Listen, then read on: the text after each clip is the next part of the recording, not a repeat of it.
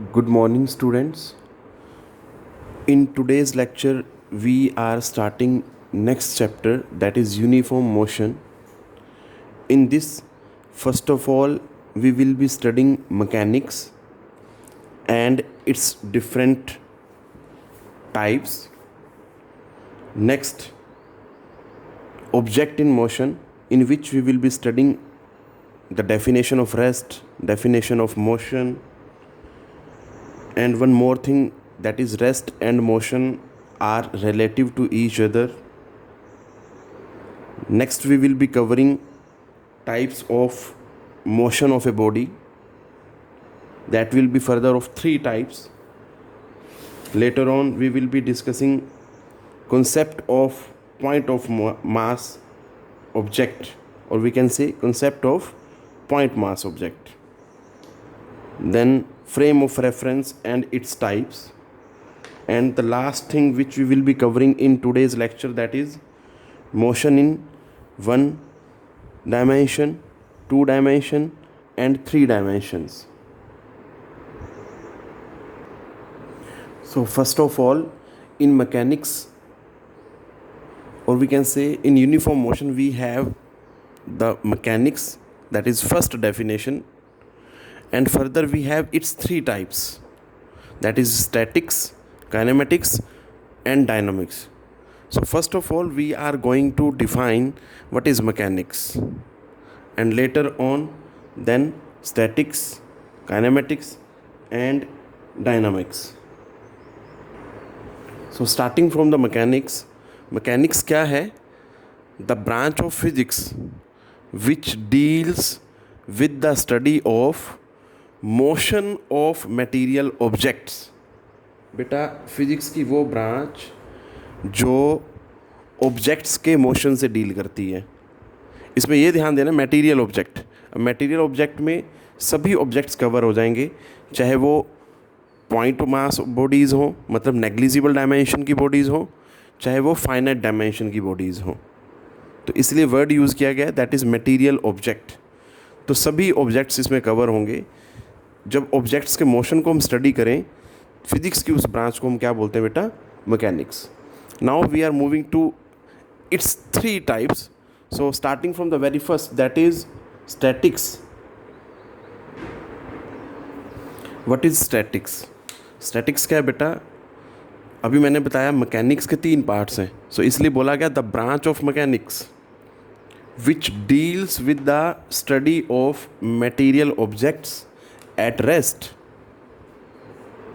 At rest पे ध्यान देना है. अब कई बार दिमाग में आपके डाउट आ सकता है कि भाई पढ़ा तो रहे हैं मोशन, तो रेस्ट कहाँ से आ गया? ठीक है, बेसिकली हम ये बोल सकते हैं, रेस्ट जो है that is one of the state of motion.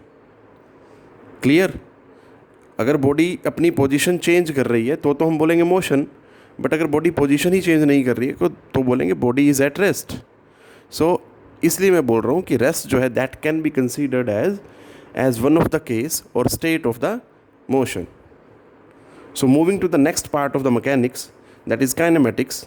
हमारी जो पूरी यूनिट जो है further, that will be based on the kinematics. क्या कहता है ये? The branch of mechanics which deals with the study of motion of the material objects. इतनी बात तो क्लियर है. इतना तो मैकेनिक्स में भी कहता है, motion of the material objects. आगे क्या कहना चाह रहा है वो? Without taking into account the factors which are responsible for its motion. ठीक है जी, हम फैक्टर्स को कंसीडर नहीं करते. कोई भी बॉडी जो है दैट इज़ इन मोशन, किस वजह से है, कौन कौन से फैक्टर्स उस बॉडी के मोशन के लिए रिस्पॉन्सिबल हैं, that we do not take into account, that we do not consider while studying kinematics. Now moving to the third part of the mechanics, that is dynamics. The branch of mechanics which deals with the study of motion of objects. यहाँ तक बिल्कुल वही है जो mechanics कहता है. ठीक है, अब उसका फर्दर आगे क्या कहना चाह रहा है, डायनामिक्स में क्या डिफरेंस है काइनेमेटिक्स से. आगे कहता है taking into account the factors which are responsible for motion of the object. मतलब मोशन तो स्टडी करना ही करना है हमने, पर इसमें हम वो फैक्टर्स भी कंसीडर करके चलते हैं जो उस बॉडी के मोशन के लिए रिस्पॉन्सिबल हैं। फॉर एग्जांपल कोई बॉडी मोशन में है तो ऑब्वियस है उस पर फोर्स लग रही होगी, तभी वो मोशन में है। ठीक है बेटा, तो ये चीज़ ध्यान देनी है। अगर वो नॉन यूनिफॉर्म मोशन में है तो कोई ना कोई फोर्स लग रही होगी। ठीक है, तो अब उसमें क्या है, उस पर्टिकुलर कंडीशन में हम फोर्स को भी कंसीडर करते हैं। बट जैसा कि मैं ऑलरेडी बता चुका हूँ, इस पूरे यूनिट में हम जो स्टार्ट की है हमने, मोशन इन ए प्लेन है बेसिकली पूरी यूनिट का नाम, but we have started first part that is uniform motion. तो उस पूरे ही पार्ट में हमने काइनेमेटिक्स स्टडी करना है बेटा। मतलब we will be considering motion but we will not take into account the factors which are responsible for the motion of the bodies. Now moving to the rest and motion. So what is rest?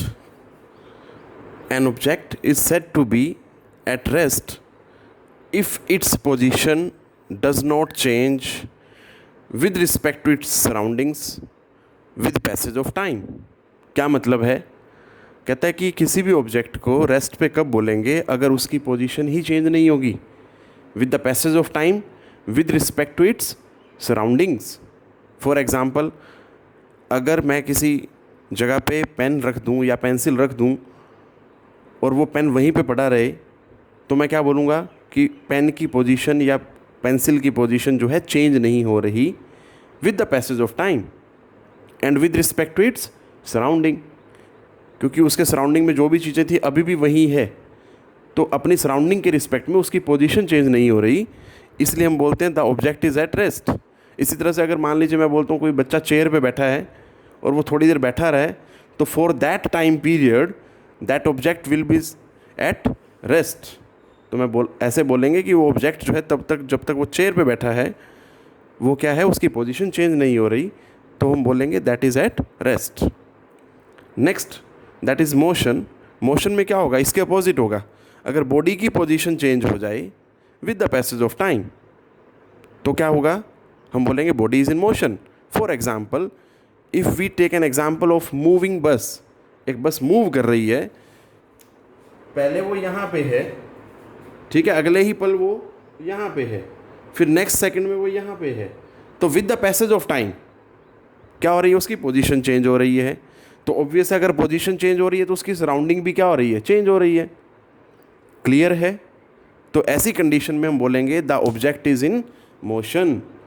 Now moving to the next part that is rest and motion are relative. ये चीज़ हमने 9th class में भी पढ़ी होती है, वही चीज़ दोबारा रिपीट हो रही है यहाँ पे। हालांकि रेस्ट और मोशन भी पढ़ा होता है, so we will be doing that. सबसे पहले तो इसका मीनिंग समझेंगे कि होता क्या है। It means an object in one situation can be eight rest but in another situation the same object can be in motion.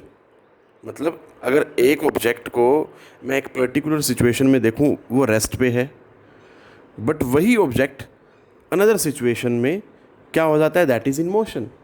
इसको एक एग्जांपल से समझेंगे तो उसके लिए इमेजिन करना पड़ेगा। मान लीजिए हम सभी एक ट्रेन में बैठे हुए जा रहे हैं इन एनी पर्टिकुलर डायरेक्शन, तो ट्रेन में उस पर्टिकुलर टाइम पे जो भी पैसेंजर्स हैं सभी अपनी अपनी सीट पे हैं। तो अगर सभी पैसेंजर अपनी अपनी सीट पे हैं तो they all are at rest with respect to each other. ध्यान से सुनना है बेटा इसको। अगर वही पैसेंजर रेस्ट पे हैं तो क्या बोलूँगा मैं कि they all are at rest with respect to each other, क्योंकि उनकी पोजीशन एक दूसरे के रिस्पेक्ट में चेंज नहीं हो रही है। बट अब ट्रेन तो चल रही है ना बेटा, तो अगर कोई पर्सन ट्रेन के बाहर खड़ा है, रेलवे ट्रैक के पास खड़ा है, तो उसके लिए क्या होगा, ट्रेन इज़ इन मोशन। अगर ट्रेन मोशन में है तो ट्रेन में बैठे हुए पैसेंजर भी क्या हैं उसके लिए, दे आर इन मोशन। तो यही चीज़ ध्यान देनी है कि अगर तो विद इन द ट्रेन की सिचुएशन लें हम तो पैसेंजर क्या है, they are at rest, but outside the train की सिचुएशन लें तो वही जो पैसेंजर जो रेस्ट पे थे within the train, they are in motion with respect to a person standing outside the train. So types of motion of a body जो है that is of 3 types. First is rectilinear motion और translatory motion. बेटा इन दोनों में slight difference होगा, बस meanings through out same रहने वाला है. बस जो ऑब्जेक्ट है विच इज़ इन मोशन वो ऑब्जेक्ट के डायमेंशन चेंज हो जाते हैं. ठीक है, अभी इसको कवर करेंगे हम डेफिनेशन इनकी one by one. So it is of 3 types, rectilinear और translatory motion. Second one is circular और rotatory motion. And third one is oscillatory or vibratory motion. So we have 3 types of motion. We are going to study all of these one by one. So starting from the very first, that is rectilinear or translatory motion.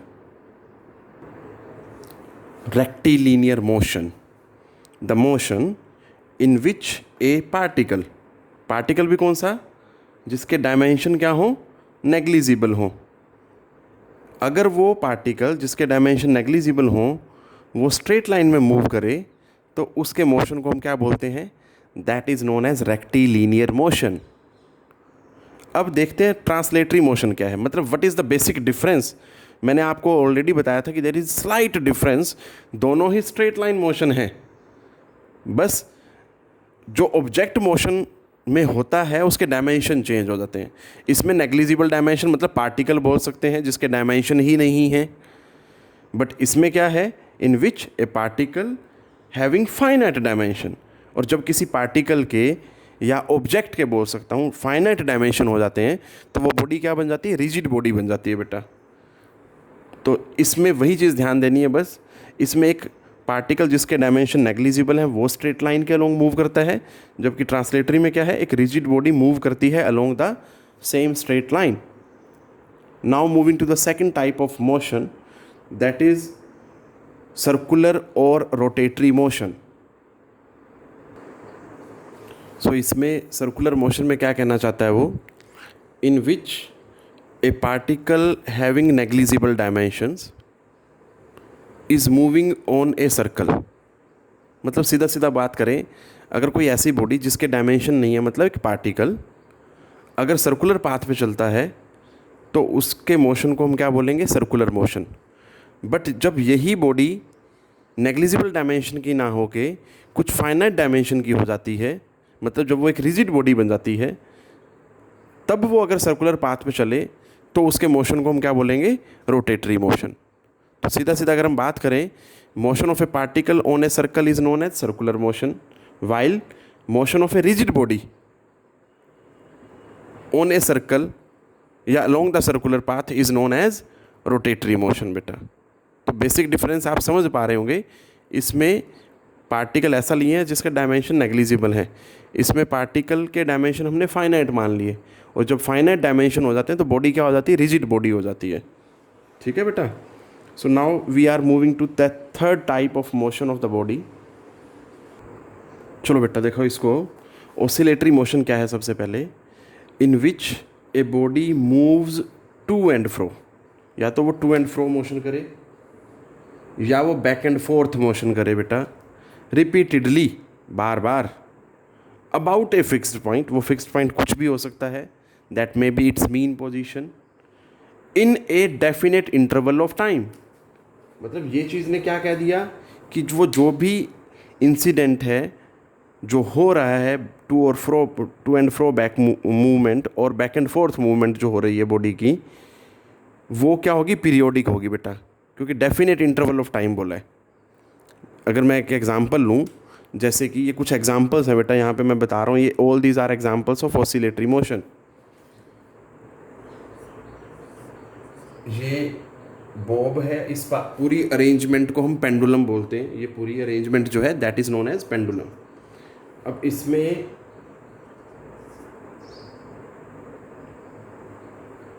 Pendulum की जो movement होगी बेटा, extreme से mean position या further mean से extreme position, जैसा मर्जी motion हो, मीन से एक्सट्रीम हो, एक्सट्रीम से मीन हो, चाहे राइट साइड में चाहे लेफ्ट साइड में बेटा। तो ये सभी तरह के जो मोशन है all are examples of oscillatory motion. ठीक है। इसी तरह से अगर मैं दूसरा लूँ, अगर कोई बॉडी में मान लूँ स्ट्रेट लाइन पे चल रही है, वो यहाँ से चलना शुरू करती है, ओ से ए पे गई, ठीक है जी, फिर वापस यहाँ पे जाके टर्न कर लिया, ए से वापस ओ पे आई, इन द सेम वे ओ से बी पे और फिर बी पे जाके फिर वापस टर्न कर लिया बी से ओ पे। तो अगर कोई बॉडी इस तरह से भी मोशन अंडरगो करती है बैक एंड फोर्थ, ठीक है, अबाउट द फिक्स्ड पॉइंट, अब यहाँ पे फिक्स्ड पॉइंट क्या बेटा, ओ है, तो इसको भी हम क्या बोलेंगे, ऑसिलेटरी मोशन बोलेंगे। मेन बात यहाँ ध्यान देने वाली क्या है बेटा, अगर मैं मीन पोजीशन से एक्सट्रीम पोजीशन के देखूँ तो फिक्स है डिस्टेंस, ऐसे ही इधर मीन से एक्सट्रीम पे देखूँ तो डिस्टेंस क्या फिक्स्ड है। क्लियर, मतलब मैं इसको ये बोल सकता हूँ कि this motion has well defined boundaries, क्या है इसकी, वेल डिफाइंड बाउंड्रीज हैं। इन द सेम वे यहाँ भी क्या है, मीन से एक्सट्रीम इससे ऊपर नहीं जाएगा, कहने का मतलब है ये फाइनल लिमिट है इसकी। ऐसे इसी तरह से यहाँ पे इधर ये इसकी लिमिट है एक्सट्रीम। तो इसमें भी हम क्या देख पा रहे हैं, इस मोशन में भी क्या है, जो एग्जांपल ले रहे हैं उसकी लिमिट्स जो है वेल डिफाइंड है। लिमिट्स वेल डिफाइंड का मतलब क्या है, मीन पोजीशन से एक्सट्रीम पोजीशन तक कहाँ तक जाएगा वो। ठीक है जी, ये चीज़ ध्यान देनी है। तो दिए दो एग्जांपल देखे। इसी तरह से अगर मैं तीसरा एग्जांपल लूँ, एक वाटर कॉलम की मूवमेंट क्या है, जैसे देखो किसी लिम्ब में वाटर कॉलम की जो मूवमेंट होती है, मान लीजिए ये है, ये हमने कोई ट्यूब बनाई, इसमें पानी जो है यहाँ तक है मान लीजिए, तो वो ये इसकी मीन पोजीशन होगी बेटा। तो यहाँ से ऊपर राइज करना और यहाँ से नीचे मूवमेंट करना, तो this will again be example of oscillatory motion. But ध्यान क्या देना बेटा, ये सभी क्या होंगे, पीरियोडिक होंगे बेटा, क्योंकि सभी अपने आप को एक डेफिनेट टाइम में रिपीट करेंगे। So now we are moving to the vibratory motion. अब डिफरेंस क्या होगा, अभी तक तो हम ये देख रहे थे कि एक में पॉइंट मास बॉडी होती थी, मतलब पार्टिकल हैविंग नेग्लिजिबल डायमेंशन होता था, और दूसरे में रिजिड बॉडी मूव करती थी। यहाँ पे वैसा नहीं है, बॉडी वही है which is undergoing oscillatory motion, पर डिफरेंस क्या हुआ फिर ऑसिलेटरी और वाइब्रेटरी में। एक सिंगल छोटा सा डिफरेंस है जिसकी हेल्प से आप समझ सकते हैं। अगर मान लीजिए मैं बोलूँ कि पेंडुलम का एग्जांपल लूँ ये मैं, इसमें एक बॉब की मूवमेंट हो रही है अबाउट इट्स मीन पोजीशन इस तरह से। ठीक है बेटा, एक तो ये एग्जांपल है। इसके साथ अगर मैं ले लूँ एक गिटार में, अगर मैं उसके किसी स्ट्रिंग को डिस्टर्ब कर दूँ तो उस स्ट्रिंग की जो मूवमेंट है बेटा, तो आपको अपने आप से डिफरेंस समझ आ जाएगा between oscillatory motion and vibratory motion. क्या डिफरेंस है, ऑसिलेटरी मोशन में जो फ्रीक्वेंसी होती है वो कम होती है, जबकि वाइब्रेटरी मोशन में फ्रीक्वेंसी क्या होती है, हाई होती है। So only on the basis of this difference we can differentiate between oscillatory motion and vibratory motion बेटा। सिंपल सी बात याद रखनी है, ऑसिलेटरी मोशन में फ्रीक्वेंसी लो होगी, वाइब्रेटरी मोशन में फ्रीक्वेंसी हाई होगी। Now moving to the next concept, that is concept of point mass object. इसमें हम देखेंगे किसी भी ऑब्जेक्ट को एक पॉइंट मास ऑब्जेक्ट कब माना जाता है, मतलब उसको हम एक पार्टिकल की तरह कब ट्रीट करते हैं, वो देखेंगे हम यहाँ पे। पॉइंट मास ऑब्जेक्ट कब बोला जाता है किसी बॉडी को, an object can be considered as a point body या पॉइंट ऑब्जेक्ट या पॉइंट मास ऑब्जेक्ट। तो पहले ये चीज़ क्लियर करनी है कि किसी भी बॉडी को पॉइंट ऑब्जेक्ट कब बोला जाएगा, अगर अपने मोशन के दौरान, किसी गिवन टाइम पीरियड में अपने मोशन के दौरान बॉडी जो है अपने साइज के कंपैरेटिवली बहुत ज़्यादा डिस्टेंस कवर कर ले, उस पर्टिकुलर कंडीशन में हम ऑब्जेक्ट को क्या बोलेंगे, दैट इज़ पॉइंट ऑब्जेक्ट। चाहे उसके डायमेंशंस फाइनाइट हैं, यहाँ पे ध्यान देने वाली बात है, मतलब चाहे बॉडी रिजिड है बट मोशन के दौरान अगर उसने अपने साइज के कंपैरेटिवली या अपने डायमेंशंस के कंपैरेटिवली बहुत ज़्यादा डिस्टेंस कवर कर लिया तो हम क्या बोलेंगे कि जो बॉडी है दैट इज़ पॉइंट ऑब्जेक्ट, मतलब उस पर्टिकुलर कंडीशन में उसको पॉइंट बॉडी मानेंगे हम। या मैं ये बोल सकता हूँ that will be treated as a particle. और पार्टिकल भी कौन सा, जिसके डायमेंशन क्या है, नेग्लिजिबल। इसमें एक एग्जांपल ले सकते हैं।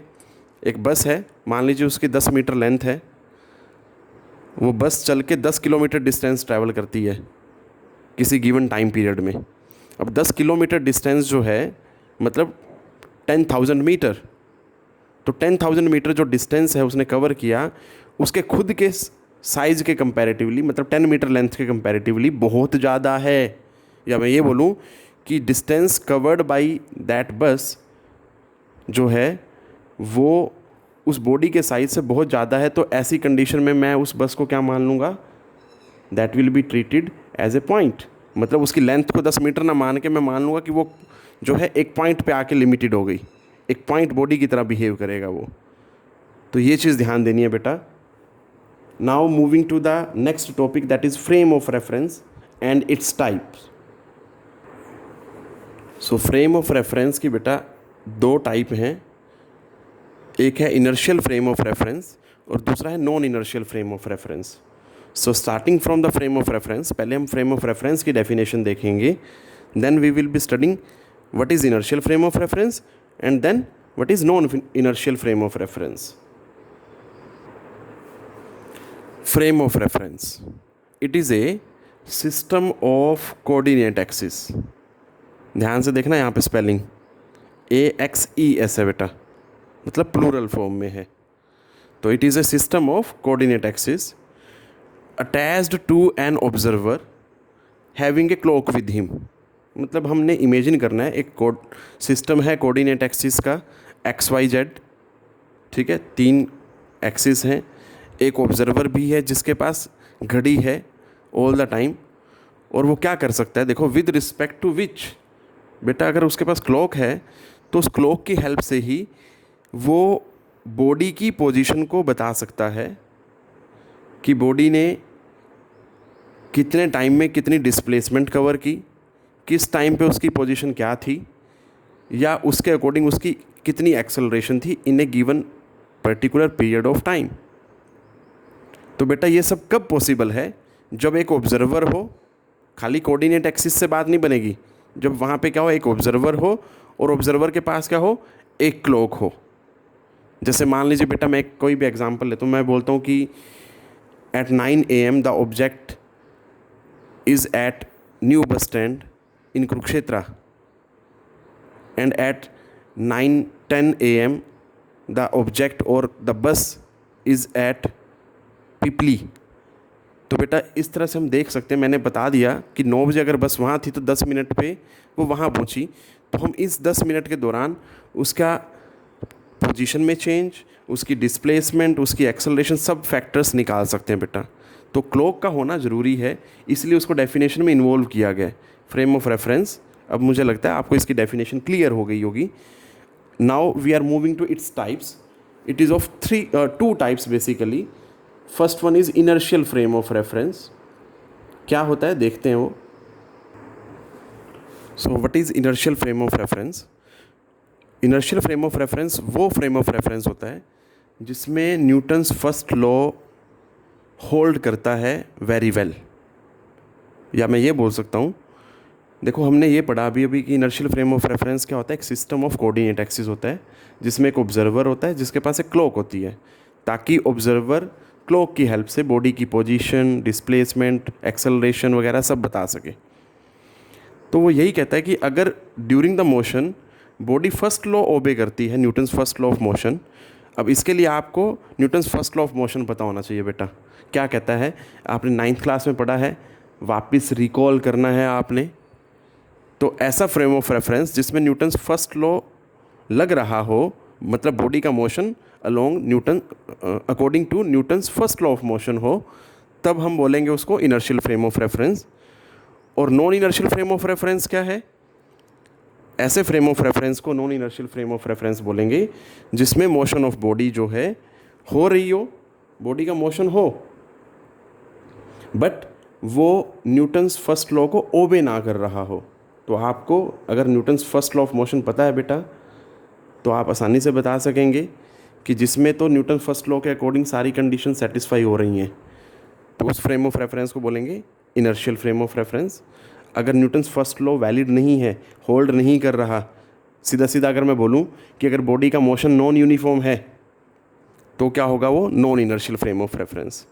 और अगर बॉडी का मोशन यूनिफॉर्म है, तो that will B inertial frame of reference. सीधा सा बेसिक डिफरेंस है, ठीक है। या बॉडी अगर रेस्ट पे है, तब भी क्या होगा, वो इनर्शियल फ्रेम ऑफ रेफरेंस। तो मैंने आपको ऑलरेडी बता दिया, आपको इसके लिए न्यूटन्स फर्स्ट लॉ को दोबारा पढ़ना पड़ेगा बेटा, ठीक है। तो यहीं पे आज का लेक्चर ख़त्म करते हुए, I expect that you all will do this at home बेटा। Stay home, stay at home बेटा, take care of your self.